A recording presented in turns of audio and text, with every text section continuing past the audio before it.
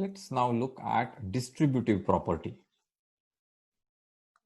We have seen the distributive property when we were learning the whole numbers, and the distributive property was shown as A multiplied by B plus C is equal to A into B plus A into C.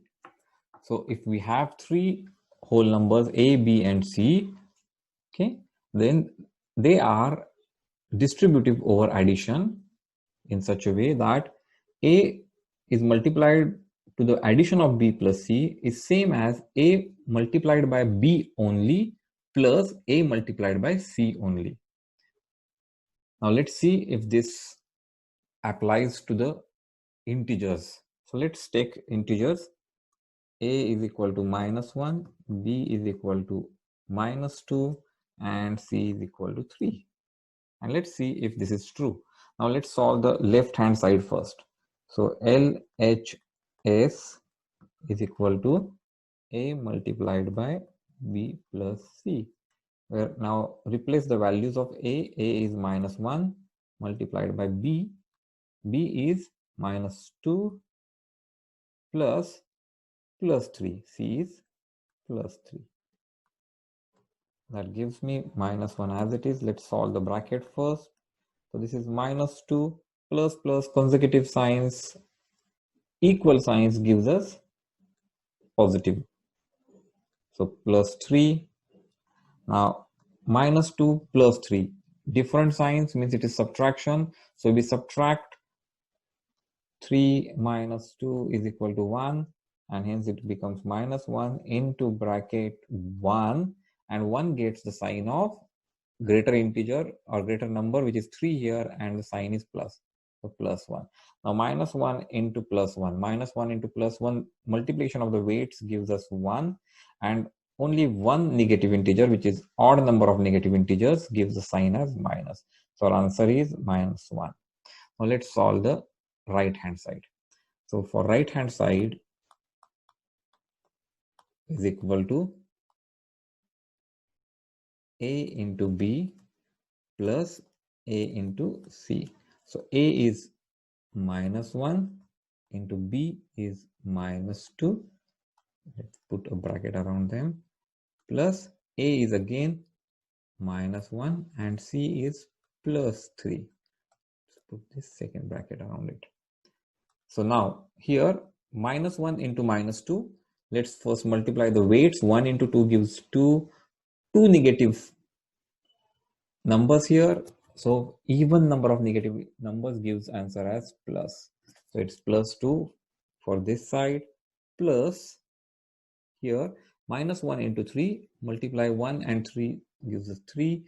Only one negative integer, that is odd number of negative integers, gives the sign as negative, -3. Solving this, +2 plus and minus, resultant sign, different signs gives the resultant sign as -3. +2 -3, different signs means it is subtraction. So 3 minus 2 is equal to 1. The answer is 1, and answer gets sign of greater number, which is 3 in this case, and the sign is minus. So the answer is minus.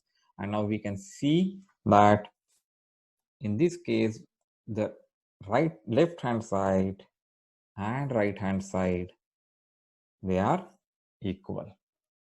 Hence, we can say the distributive property holds true for integers as well.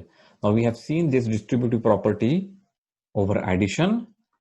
We can also use the distributive property over subtraction, and the distributive property over subtraction is also written as A into B minus C is same as A into B minus A into C. So if you see here, what's happening is this A first multiplies with B, and this A then multiplies with C, and in between, the sign in between B and C is also carried over here. So here A multiplied by B, A multiplied by B, then there is a plus sign in between. So A, when it is moving from B to C, there is a plus sign in it. So he takes the plus sign here, and then A multiplies by C. So here A multiplied by B, A multiplied by B comes. While moving from B to C, there is a minus sign. So that minus sign comes here, and then A multiplied by C, A multiplied by C. It is very important that we are able to see the distributive property from both sides. Let me tell you what it means. So we saw distributive property as A multiplied by B plus C is equal to A into B plus A into C. So this is, we are looking from property from the left hand side. So left hand side is A into B plus C. Now let's interchange the sides. So now it will become A into B plus A into C is equal to A multiplied by B plus C.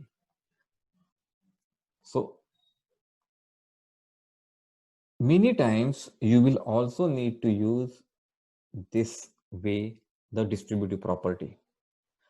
So in this case, what we are saying is that we have two multiplications and in between there is an addition, and we see that in these two multiplications, number A is common between them. So we can take that common number out. We can take the common number out and we can multiply inside that. Whatever is remaining between A into B, B is remaining. And whatever is remaining between A into C, C is remaining. And what's the sign between them? Plus. So it will say remaining is B plus remaining is C. So A into B plus A into C is same as A into B plus C. And let me tell you that while solving the examples, we need both these forms of distributive property.